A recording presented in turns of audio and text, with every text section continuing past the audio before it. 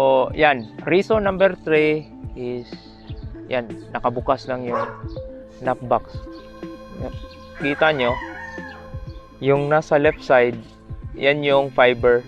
Yung nasa right side,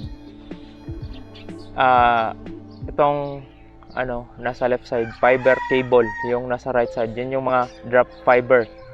Papunta yan sa mga bahay natin. So, yan. Pag na-open lang yan, na-expose sa elements, syempre maiinitan, mauulanan.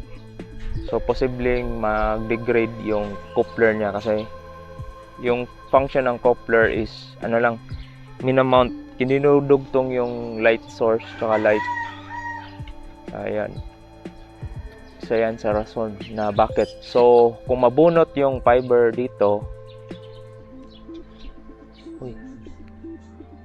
tong side na to, yung sa right side, yan, posibleng mag-LOS ka kung naka-assign yan sa papunta sa bahay nyo.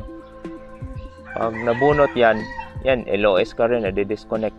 So yung affected lang yan pag isang per fiber, per isang bahay yan, or isang connectivity, isang modem yung kadugtong yan. So ganun yung connection niya. Okay? So isa yan sa reason. Reason number 3, nabunot yung port mo sa NAP.